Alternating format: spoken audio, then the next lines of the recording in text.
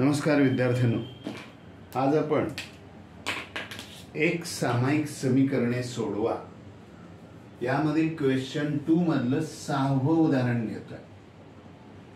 कारण हे सगळ्यांनाच अवघड वाटतंय, सर्वांना.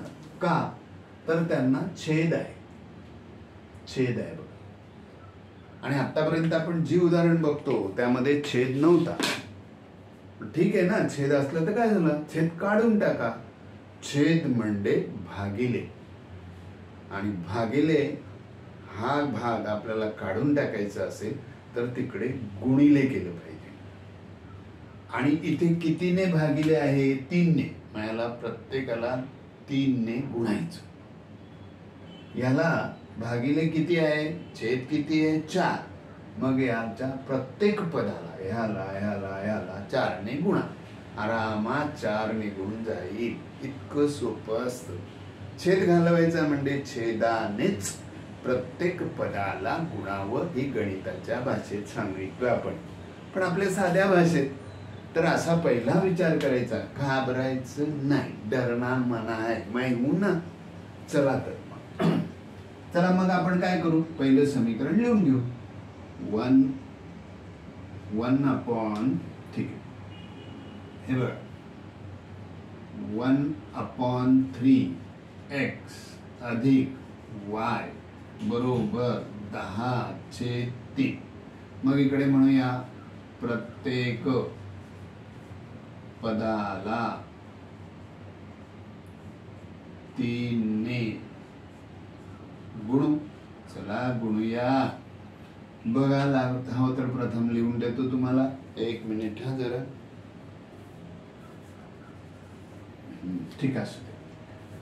मग या पदाला बघा, 1/3 ला 3 ने मल्टिप्लाय करू, गुणिले करू, अधिक इथे 3 ने y ला गुणिले करूया, आणि इकडे 10/3 ला पण 3 ने गुणूया. कारण छेद 3 आहे. 3 गेला, अरे जोडीदार गेला की पळून जातात हो. हल्लीचा जमानाच तसा. तर ठीक आहे, x अधिक 3y बरोबर 10. हे पहिलं समीकरण झालं. मग दुसरं समीकरण आपल्याला हवंय. दुसऱ्याला घ्या. चला बाबा, दुसऱ्याला घेऊया आपण. ठीक आहे, 1 मिनिट हा. दुसरं समीकरण लिहूया. बघा, 2x अधिक 1/4y बरोबर 11/4. आठवतंय ना? काय करणार, प्रत्येक पदाला 4 ने गुणू. कारण छेद 4 आहे, तो घालवायचा आहे. तो भागिले, तो गुणिले करायचा. चला जास्त वेळ नको. मग प्रत्येक पदाला इथे लिहू, प्रत्येक पदाला 4 ने गुणू. तसं तुम्ही तोंडी पण कराल, पण मी तुम्हाला देतो. काही मुलांना तोंडी येणार नाही, डायरेक्ट करता आलं असतं. पण ठीक आहे, आपण करूया.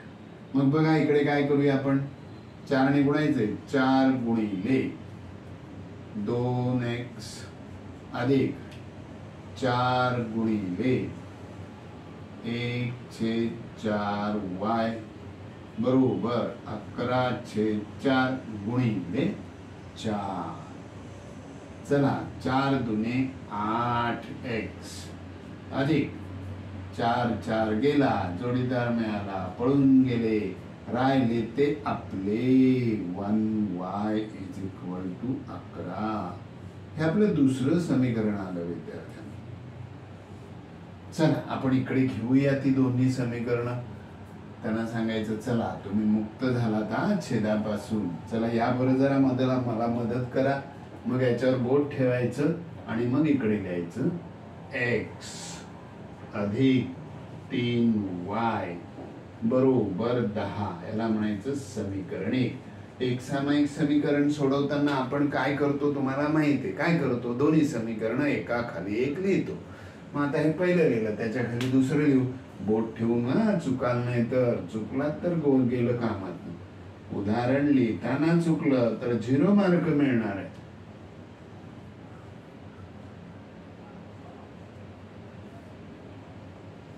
आणि आता आपण निरसन पद्धतीचा विचार करणार आहोत. निरसन पद्धती माहिती तुम्हाला काय, की कोणत्याही एका चलाचा सहगुणक सारखा करा. याचा सहगुणक 1 आहे, याचा 8 आहे, याचा 3 आहे, याचा वायचा इथे 1 आहे.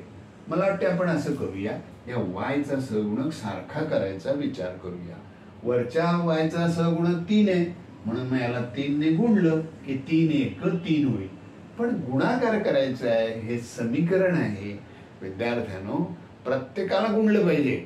घरातील बघा, दिवाळीला सगळ्यांना ड्रेस आणले, एखाद्या मुलाला नाही आणलं तर त्याला वाईट वाटेल आणि मग आई वडील दुःखी होतील. तसं तुम्ही जर याला दोघांनाच एकालाच गुणलं आणि इतरांना नाही गुणलं तर तुम्ही दुःखी व्हाल. माहिती आहे, जास्त वेळ नकोय.